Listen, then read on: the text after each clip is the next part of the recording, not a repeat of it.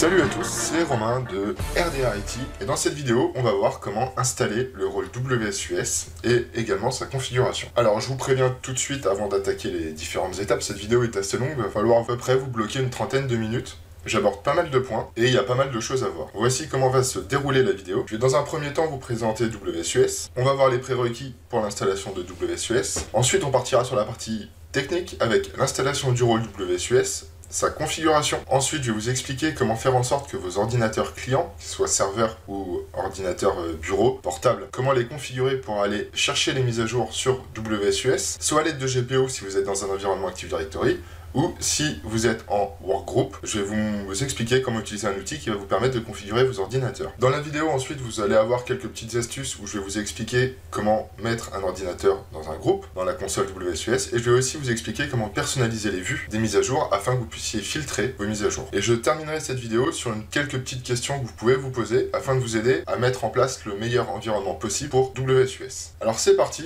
pour la présentation. Si vous souhaitez passer la partie prérequis présentation, vous avez les timecodes en dessous de la vidéo, si vous la regardez depuis YouTube, ou vous pouvez directement passer à la partie technique. Sinon, si vous avez envie d'un peu de théorie, vous pouvez suivre cette vidéo au complet. Donc la première partie là je vais faire tout de suite, c'est vous présenter WSUS. C'est qu'est-ce que WSUS? Alors c'est un rôle Windows qui est intégré directement à Windows Server, qui va vous permettre de mettre en place un service de mise à jour en interne, on-premise, dans votre entreprise. Comme vous pouvez le voir en dessous sur le petit schéma, vous avez plusieurs ordinateurs qui viennent contacter un serveur, et un serveur qui vient récupérer les mises à jour chez Microsoft. Alors le but de mettre en place WSUS est multiples. Le premier qui était historiquement utilisé, c'était l'économie de bande passante. Il y a encore quelques années, on n'avait pas tous la fibre optique en entreprise, et donc les mises à jour des ordinateurs pouvaient être problématiques parce que c'était consommateur de bande passante. Donc le serveur WSUS permettait de centraliser les mises à jour Windows en interne en les téléchargeant qu'une seule fois, et l'ensemble des postes venaient récupérer les mises à jour sur ce serveur. L'autre avantage d'utiliser un serveur WSUS, c'est d'avoir également des rapports pour savoir si les mises à jour sont installées sur les postes ou non, même s'il est possible de le faire avec un outil type GLPI si vous en avez un, et d'aller vérifier les KB installés. La WSUS va vous permettre de générer des rapports et de voir tout de suite l'état des mises à jour sur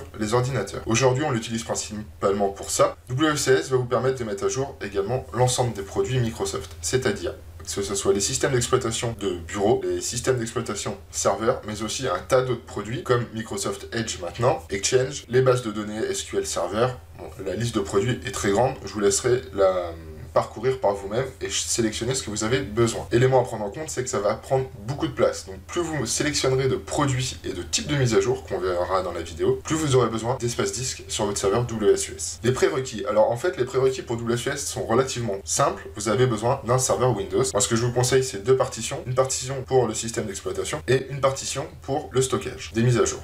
Il n'est pas nécessaire d'être dans un environnement Active Directory pour utiliser WSUS. Et si vous êtes dans un environnement Active Directory, il n'est pas obligatoire de joindre le serveur WSUS à votre environnement Active Directory. Moi, ce que je vous conseille même, c'est de ne pas le faire. Il n'y a pas beaucoup d'intérêt à ce qu'il soit joint au domaine. Ce que je peux vous conseiller aussi au niveau de votre serveur Windows, c'est de dédier un serveur à WSUS et ne pas l'installer sur un autre serveur. Alors, comme vous pouvez le voir, je suis sur un Windows Server 2016 qui est tout juste installé.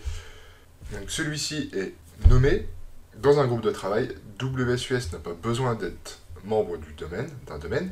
Pare-feu désactivé, ça c'est juste par convenance. Et j'ai fixé l'adresse IP de mon serveur. On va pouvoir passer à son installation.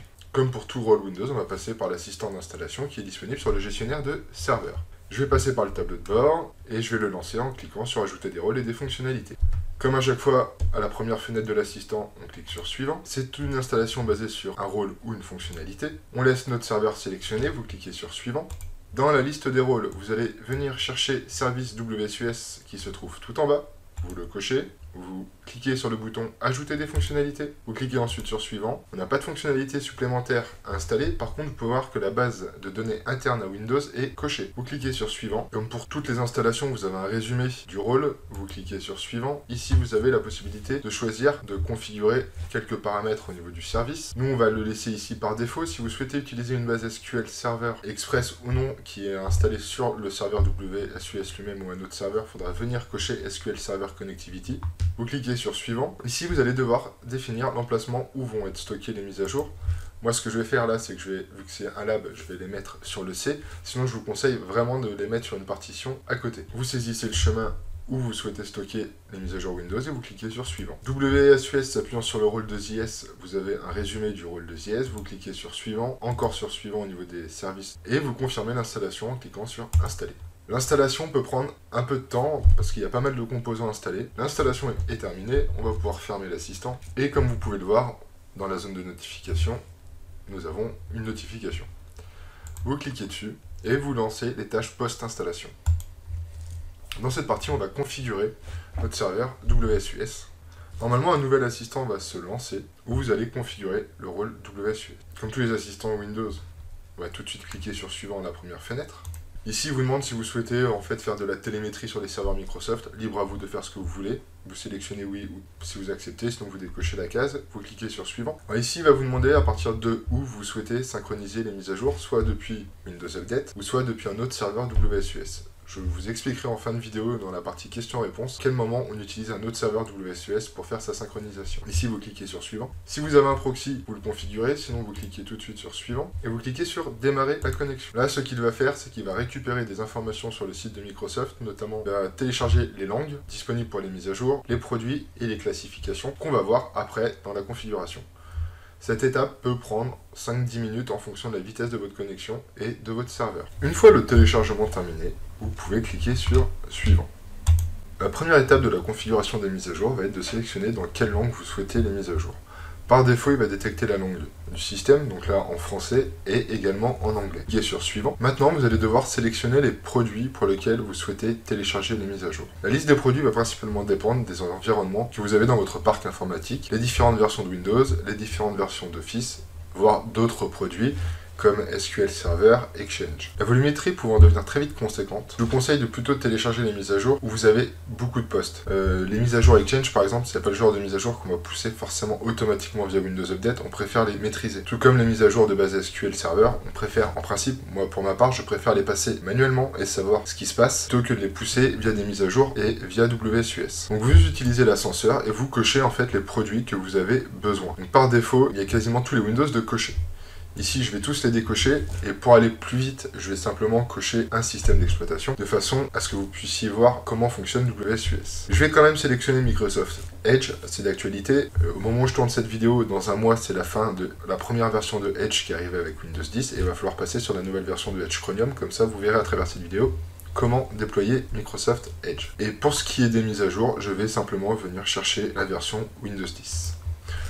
Je vous laisserai regarder l'ensemble des produits et si vous avez des questions sur quel produit sélectionner, je vous invite à venir sur le forum et à poser les questions, on en discutera ou peut-être que vous trouverez également la réponse déjà à cette question. Vous cliquez sur Suivant une fois que vous avez sélectionné les produits et maintenant vous devez choisir les classifications. C'est-à-dire quel type de mise à jour vous souhaitez télécharger. L'upgrade par exemple, ça va être tous les packs de mise à jour d'une version de Windows 10 à une autre. Ici je vais pas la prendre, le but ça va être d'aller vite. Je vais simplement laisser les mises à jour de sécurité et les mises à jour critiques. Je clique sur Suivant. Maintenant vous allez configurer la synchronisation de votre service WSUS pour qu'il récupère les mises à jour. Par défaut il vous propose une synchronisation manuelle, ce qui implique de venir régulièrement sur le serveur et de lancer la synchronisation. Ce qui n'est pas forcément le but. Donc vous sélectionnez synchronisation automatique et vous sélectionnez l'heure de votre synchronisation. Moi, j'ai par habitude de les mettre en pleine nuit, vers 3 h du matin. Vous entrez l'heure de la synchronisation, et vous choisissez le nombre de synchronisations par jour. Ça sert à rien d'en faire 50, Microsoft ne publie pas des mises à jour toutes les heures. Elles sont plutôt publiées à intervalles réguliers. Vous sélectionnez une fois par jour, ça me paraît pas trop mal, et vous cliquez ensuite sur Suivant. Là, ce que vous pouvez faire, c'est cocher Commencer la synchronisation initiale. Donc là, maintenant que vous avez sélectionné des produits, la langue et les classifications, il va aller récupérer les mises à jour et ensuite on les validera dans WSUS. Cette partie va prendre un peu de temps parce que le serveur va cataloguer l'ensemble des mises à jour disponibles et ensuite il faudra aller faire le tri. Vous cliquez sur Suivant et vous n'avez plus qu'à cliquer sur Terminer et à patienter. Donc la console WSUS va s'ouvrir et ici vous retrouvez votre serveur. En cliquant sur le nom de votre serveur, vous allez pouvoir suivre l'état de la synchronisation. Donc là, vous pouvez voir qu'elle est à 0%. On se retrouve quand celle-ci est finie et on va voir comment on peut gérer les mises à jour. Pendant la synchronisation, ce que je vous propose, c'est de faire un tour de la console WSUS et on va voir ce qu'on peut faire dans cette console. La première, on y reviendra après, qui est la partie mise à jour, où on va retrouver l'ensemble des mises à jour disponibles, refusées, acceptées sur le serveur. Dans la partie ordinateur, en fait, vous allez retrouver l'ensemble des ordinateurs qui contactent votre serveur WSUS. En dépliant, en fait, ordinateur, on se retrouve avec tous les ordinateurs et ordinateurs non attribués. Par défaut, quand un ordinateur contacte le serveur WSUS, il vient se mettre dans ce groupe. Il est possible de créer des groupes d'ordinateurs afin de pouvoir valider les mises à jour différemment en fonction du groupe. Pour créer un groupe, c'est très simple, vous faites un clic droit, ajouter un groupe d'ordinateurs, et ici on va l'appeler serveur. Une fois que le nom est rentré, vous cliquez sur ajouter, et vous allez retrouver votre groupe ici. Pour le moment il est vide, on n'a pas de serveur, on n'a pas d'ordinateur qui est venu contacter WSUS. Une fois que ça sera fait, je vous montrerai comment on affecte les ordinateurs. On va créer un deuxième groupe pour mettre, cette fois-ci, les postes de travail. Donc pareil, vous nommez votre groupe et vous cliquez sur ajouter. Donc là nous avons nos deux groupes. Alors ce qu'il faut savoir, c'est que vous ne pouvez pas faire comme dans une arborescence de dossiers, c'est-à-dire créer un groupe, par exemple serveur et un sous-groupe production test, et faire la même avec les postes de travail. Le nom du groupe est unique. Les serveurs aval ici on n'en a pas, c'est quand en fait on se synchronise avec d'autres serveurs WSUS. Dans la partie synchronisation, vous allez retrouver le résultat de toutes les synchronisations qui ont été effectuées. Donc là pour le moment on a la première qui est en cours. Dans la partie rapport, vous allez retrouver différents rapports, comme son nom l'indique, sur l'état des mises à jour, qu'est-ce qui est installé, ou en fonction des ordinateurs. Je ne vais pas m'attarder sur ce sujet, je vous laisserai découvrir par vous-même, c'est pas compliqué. Et ensuite vous avez la partie options du serveur WSUS, où vous allez retrouver une partie des options qu'on a configurées en post-installation, dans la partie configuration. Et vous allez également avoir d'autres options, comme l'approbation automatique des mises à jour. Ce que je vous conseille de faire, si vous validez les mises à jour Windows Defender, c'est de les pousser automatiquement en validation automatique, parce que là, il y en a qui sortent quasiment tous les jours. Autant le faire automatiquement, ça va vous éviter de le faire. Vous pouvez configurer des notifications, et également quelque chose que vous allez utiliser assez régulièrement dans WSUS, c'est la partie assistant de nettoyage du serveur qui va vous permettre en fait d'épurer votre serveur, de supprimer les mises à jour qui ne sont plus utilisées. Je vous le montrerai tout à l'heure quand nous verrons les mises à jour. Microsoft publie des mises à jour, et il arrive que la mise à jour du mois d'après vient remplacer la mise à jour en cours. Ce qu'il faut faire dans ces cas-là, c'est supprimer la mise à jour au mois +1, on va venir supprimer la mise à jour au mois -1 pour gagner de la place. On va aller voir où en est notre synchronisation. Elle est toujours à 10%. Donc la première prend vraiment beaucoup de temps. Alors, il est possible pendant la synchronisation de voir en fait les mises à jour où elles en sont. Concernant les mises à jour, tant qu'on est là, je vais vous en parler. Donc en fait, en haut, vous avez une partie filtre où vous allez pouvoir sélectionner les mises à jour qui sont approuvées ou non et en fonction de leur état. C'est comme ça que vous filtrerez les mises à jour que vous avez déjà approuvées, celles qui sont en attente et que vous devez approuver.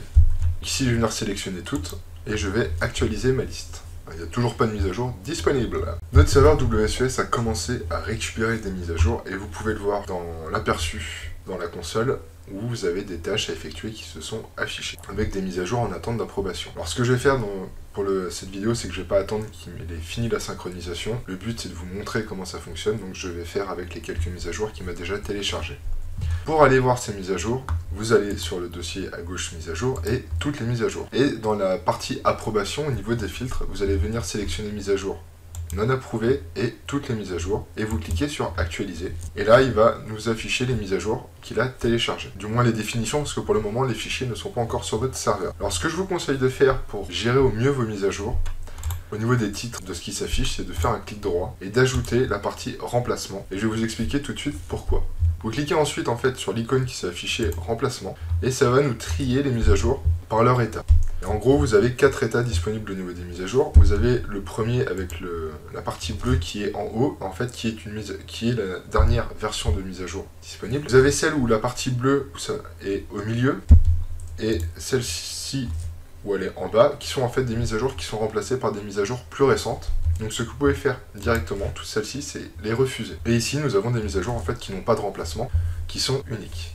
Donc maintenant, ce qu'on va faire, c'est qu'on va d'abord refuser, je vais vous montrer comment refuser les mises à jour dont on n'a pas besoin, et je vais ensuite vous montrer comment valider les mises à jour pour qu'elles soient disponibles en téléchargement pour nos ordinateurs. Comme pour toute sélection, vous pouvez sélectionner plusieurs mises à jour simultanément. Donc vous sélectionnez la première que vous souhaitez refuser, vous venez chercher la dernière, vous faites un clic droit, vous cliquez sur refuser, ou vous pouvez y accéder par la partie action qui se trouve sur la droite de la console. Vous validez le refus des mises à jour et vous patientez pendant qu'en fait, là, à ce moment-là, il va écrire dans la base de données comme quoi la mise à jour est refusée. Voilà, les mises à jour sont refusées et vous pouvez le voir ici au niveau de l'approbation, elles sont bien passées en refusé. On va maintenant s'occuper des mises à jour à approuver et à télécharger. Donc tout à l'heure je vous ai dit qu'en fait les mises à jour n'étaient pas encore téléchargées et vous pouvez le vérifier en ajoutant pareil un élément de visualisation dans le tableau. Vous faites un clic droit et vous venez chercher état du fichier. Et ici, ça va vous afficher en fait si le fichier est téléchargé ou non de la mise à jour. Maintenant, on va approuver les mises à jour. Vous sélectionnez celle que vous souhaitez approuver. Pareil, vous faites un clic droit et vous cliquez sur approuver. Ici, vous allez vous retrouver en fait avec les groupes d'ordinateurs qu'on a vu tout à l'heure et avec plusieurs choix. Vous pouvez directement approuver la mise à jour pour tous les ordinateurs et vous cliquez sur approuver pour l'installation. Ça va approuver entre guillemets pour tous les ordinateurs. Je vais vous montrer après que non. Ou vous pouvez le faire au niveau du groupe. Alors vous remarquerez aussi qu'on a approuvé pour la suppression ou non approuvé. Qu'est-ce que approuvé pour la suppression? Si par exemple vous téléchargez une mise à jour, des fois ça arrive, il y en a qui sont bloquantes, qui vont ajouter une fonctionnalité de sécurité et qui vont être bloquantes, et vous ne souhaitez pas en fait cette fonctionnalité, vous pouvez venir la sélectionner et dire que vous voulez la désinstaller, et en fait l'ordinateur désinstallera la mise à jour. Ce qu'on va faire maintenant, c'est qu'on va approuver la mise à jour. Ce que je vais faire là, c'est que je vais approuver la mise à jour pour tous les ordinateurs. Vous sélectionnez approuvé pour installation, et en fait vous pouvez voir que les groupes SID en dessous sont juste sur conserver les approbations existantes. En fait là, seuls les ordinateurs qui sont dans tous les ordinateurs auront les mises à jour, sauf qu'en fait il n'y a personne à ce niveau là. Il va falloir faire hériter ces droits sur les groupes en dessous, donc vous pouvez appuyer sur CTRL-C et en fait ça va hériter les droits du parent en dessous. En production, ce que je vous conseille vraiment de faire, c'est de créer au moins 2 groupes pour les postes de travail et les serveurs, et de n'approuver les mises à jour que pour ces groupes et les sous-groupes. N'approuvez pas de mise à jour pour les ordinateurs non attribués. Je vous expliquerai en fin de vidéo pourquoi. Une fois que vous avez sélectionné ce que vous souhaitez faire, installer ou supprimer, vous cliquez sur OK. Et là maintenant il va marquer les mises à jour comme approuvées pour les groupes. Donc en fonction du nombre de mises à jour que vous souhaitez aller approuver, cela prend plus ou moins de temps. Une fois les mises à jour approuvées, vous pouvez fermer l'assistant en cliquant sur le bouton fermer. Alors, comme vous pouvez le voir, ce n'est pas un bug, c'est normal, j'ai des mises à jour qui étaient remplacées, j'ai des mises à jour qui sont passées en remplacées, c'est du fait de la synchronisation, de la première synchronisation qui n'est pas terminée. Et ce que je vous ai expliqué tout à l'heure, c'est que vous pouvez voir également l'état du fichier ici, et il est en téléchargement en cours. Une fois qu'il sera téléchargé, en fait, l'icône changera et vous aurez un statut comme quoi le fichier est téléchargé. Vous pouvez suivre également l'état de téléchargement des mises à jour depuis la partie tableau de bord du serveur, dans la partie état de téléchargement qui se trouve ici. Alors vu que je suis toujours en cours de synchronisation, il ne télécharge pas encore les mises à jour. Donc ce que je vais faire là, c'est que je vais arrêter la synchronisation et on va voir qu'ensuite WSUS va se mettre à télécharger les mises à jour. Donc voilà, c'est arrêté et là vous pouvez voir qu'en fait il est en train de télécharger les mises à jour, les 6 mises à jour que j'ai approuvées. Alors maintenant que vous savez comment approuver des mises à jour et les gérer, on va passer à comment faire en sorte que nos ordinateurs viennent contacter notre serveur WSUS. Afin que nos ordinateurs viennent contacter notre serveur WSUS, nous avons plusieurs solutions. Soit le faire à la main, soit en éditant le registre ou en utilisant un utilitaire. Ce que je vais vous montrer dans cette vidéo sur un poste qui est hors domaine, parce que oui, on peut venir chercher des mises à jour avec un ordinateur, un serveur qui n'est pas dans le domaine. On peut également configurer le comportement de Windows Update via des stratégies de groupe, ce que je vais vous montrer aussi. On va commencer par configurer une stratégie de groupe et je vous montrerai un utilitaire pour configurer les postes en workgroup pour qu'ils viennent contacter votre serveur WSUS. Ce que je vous conseille également de faire si vous souhaitez publier sur internet votre serveur WSUS, c'est de venir l'attaquer via un enregistrement DNS que vous allez créer comme pour un site internet, plutôt que de mettre le nom du serveur ou son adresse IP. Voilà, là je suis sur mon contrôleur de domaine et on va aller faire 2 choses, créer un enregistrement pour aller contacter notre serveur WSUS et le second, aller configurer une GPO de façon à ce que nos ordinateurs viennent le contacter automatiquement. Donc depuis le gestionnaire de serveur, vous lancez la console DNS, vous allez dans votre zone et on va créer un enregistrement pour aller sur notre serveur WSUS. Donc là vous l'appelez comme vous voulez. Moi je vais l'appeler WU pour Windows Update et je vais entrer l'IP du serveur. Une fois que vous avez entré les informations DNS, vous cliquez sur ajouter un autre.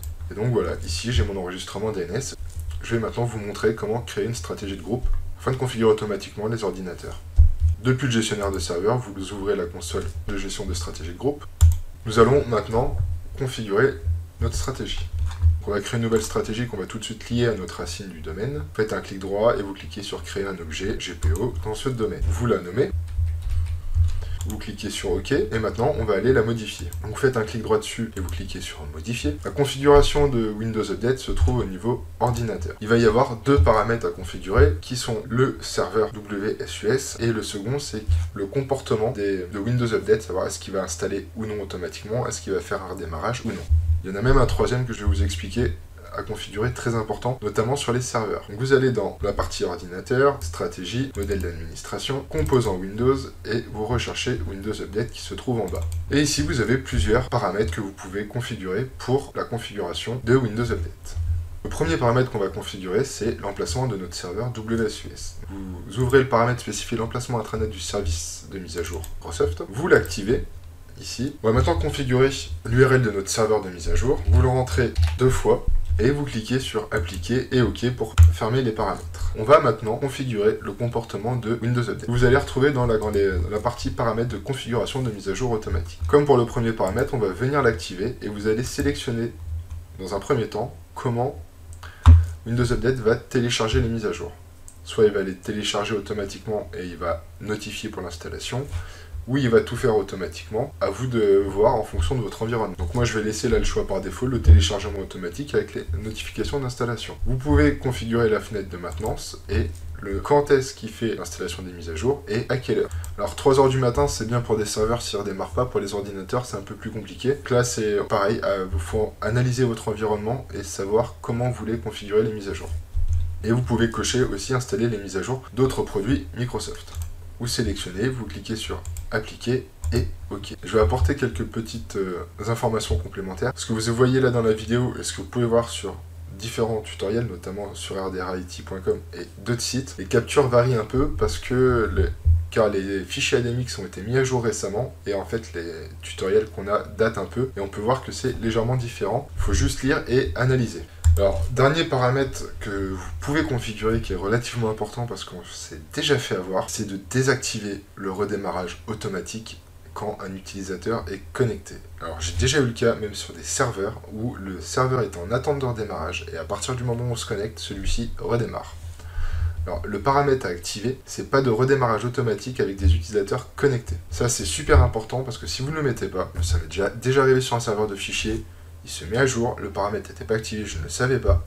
Je me suis connecté, j'ai commencé à travailler dessus, et là, bing, redémarrage, et j'ai coupé tout le monde en pleine journée. Donc très important, vous venez activer ce paramètre, et vous cliquez sur appliquer, et OK. Et là maintenant, on a configuré notre stratégie de groupe, et elle est maintenant prête, de façon à ce que nos ordinateurs viennent se mettre à jour sur notre serveur WSUS. Et ce qu'on va faire tout de suite, on va forcer la mise à jour sur notre contrôleur de domaine, et on va ensuite aller voir dans notre console WSUS si notre serveur est bien remonté. Donc pour rappel, pour forcer une mise à jour de stratégie de groupe, vous entrez la commande gp update et vous validez.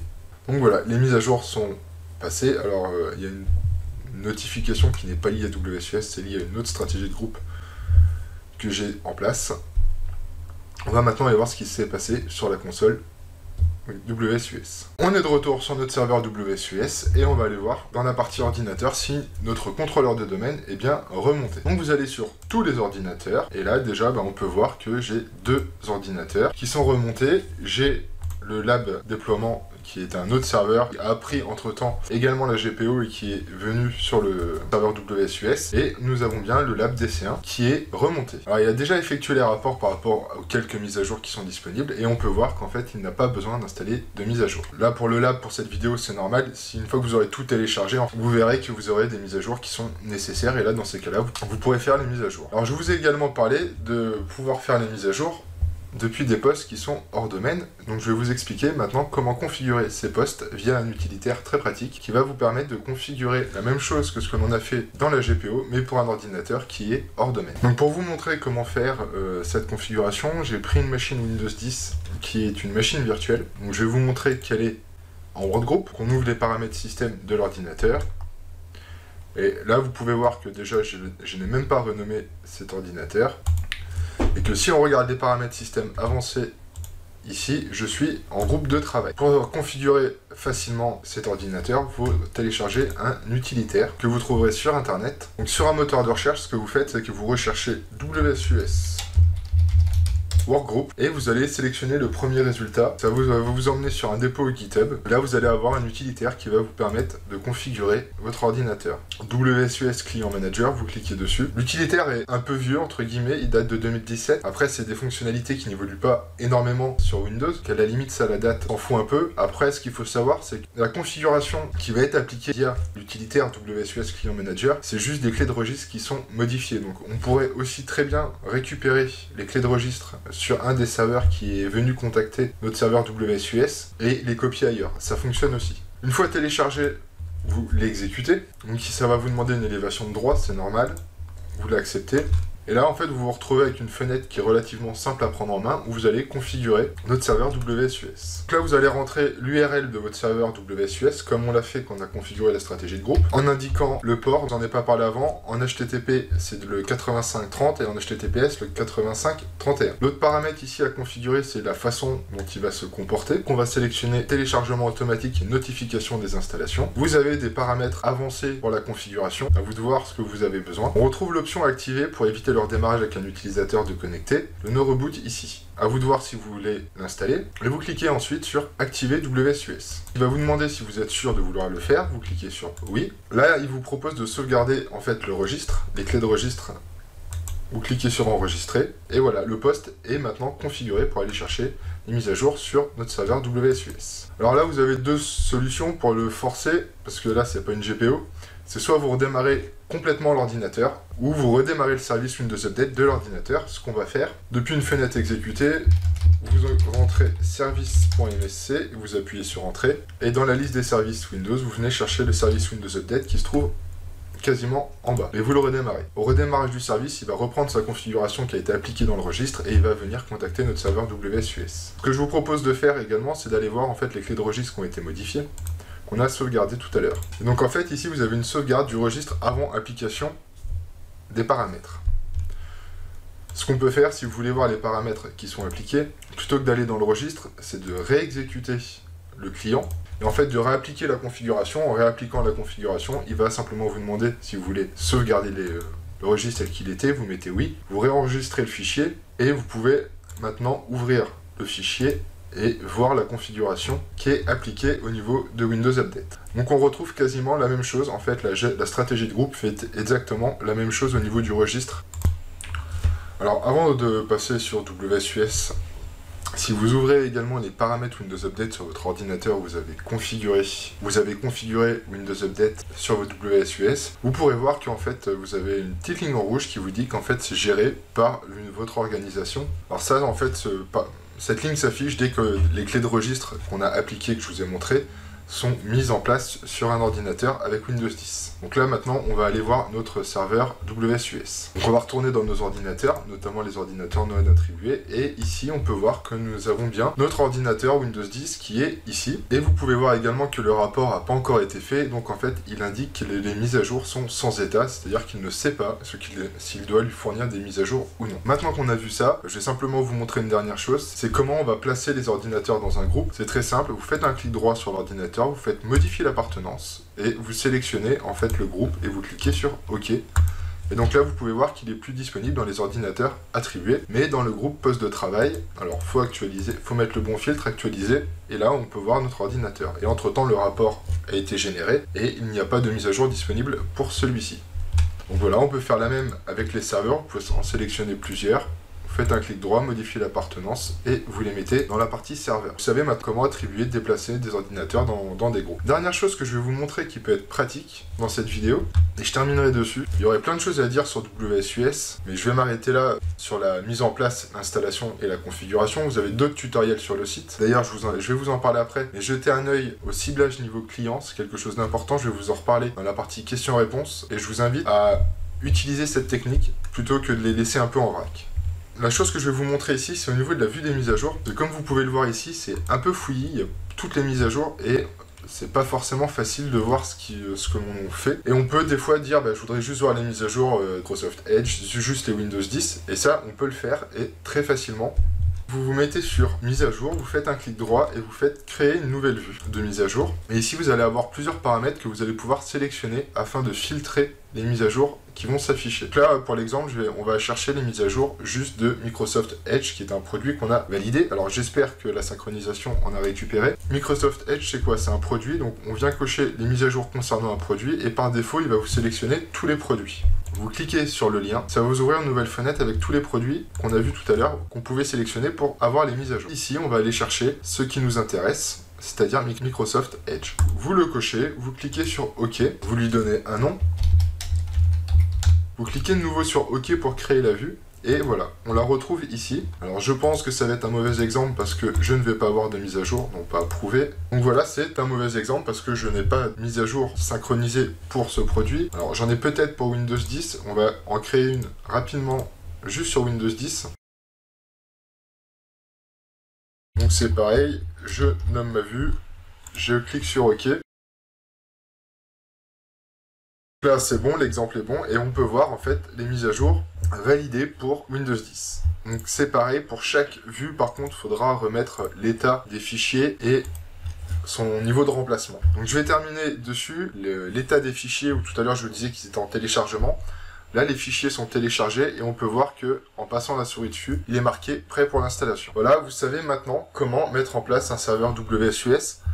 Donc comme vous avez pu le voir à travers cette vidéo, c'est pas quelque chose qui est compliqué à faire, ça prend juste du temps. Et maintenant, on va passer aux questions-réponses. J'ai quelques astuces ou plusieurs choses à vous dire au niveau de WSUS que vous pouvez vous poser comme question, et je vais tenter d'y répondre tout de suite. Donc voilà, on est arrivé à la fin de la vidéo et on va attaquer cette partie FAQ. Comme vous pouvez le voir, il n'y a pas beaucoup de questions, il y en a 3. Si vous en avez d'autres, moi ce que je vous invite à faire, c'est à venir sur le forum, à me poser les questions. Vous avez le lien dans la description. Et on va commencer la première question par faut-il sauvegarder le serveur WSUS? Et pour moi, la réponse est simplement non. Pourquoi? WSUS, c'est un service où vous téléchargez des mises à jour et que vous les stockez. Et il y a des rapports qui sont générés par rapport à un état d'ordinateur. Si demain, votre serveur WSUS venait à lâcher, à la limite, c'est pas très grave, vous pouvez remonter un serveur, reconfigurer vos postes par GPU, voire même mettre le même nom, et vous allez retrouver l'environnement. Aujourd'hui, même si le stockage est moins cher, pour moi, il n'y a pas d'intérêt à sauvegarder un serveur WSUS. Et c'est pour ça qu'en prérequis, je vous disais de dédier un serveur à ça.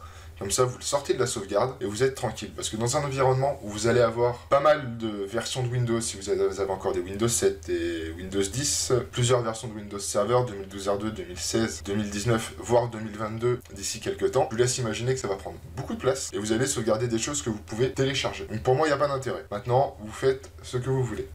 Vous avez vu que le rôle WSUS s'appuie sur une base WID, qui est une base interne à Windows, qui est une base SQL Express peu optimisée. Alors, dans quel cas il faut passer sur une base SQL Server ou SQL Server Express? Il n'y a pas réellement de curseur à mettre, ça va surtout dépendre de votre environnement, du nombre de serveurs et du nombre de mises à jour. Le plus simple pour savoir si vous avez besoin d'utiliser une base SQL Express dans un premier temps, si vous avez régulièrement des plantages dans la console quand vous faites des choses, là, il va falloir penser à passer sur une base SQL Express qui sera beaucoup plus stable. La base WID fonctionne bien pour des petits environnements, une centaine de serveurs et d'ordinateurs, d'objets qui vont venir le contacter, il n'y a pas de problème. Dès que vous allez commencer à avoir une base relativement importante, vous allez avoir des plantages. Alors par contre, chose à prendre également en compte, SQL Express est limité à une base de données de 10 Go. Alors c'est beaucoup sans être beaucoup. Vous pouvez utiliser une base SQL Express jusqu'à peu près 1000 ordinateurs, ça devrait passer sans trop de difficultés. Si après vous avez plus, il y a deux solutions. Soit vous retournez sur une base WID qui est gratuite mais où ça va planter, ou vous investissez dans SQL Server. Alors si vous investissez dans une licence SQL Server juste pour WSUS, ça va être un peu cher. Une fois de plus, ça dépend de votre environnement. Et la dernière chose que l'on va voir, c'est est-ce qu'on peut publier WSUS sur Internet? La réponse est oui, si vous avez les tuyaux nécessaires.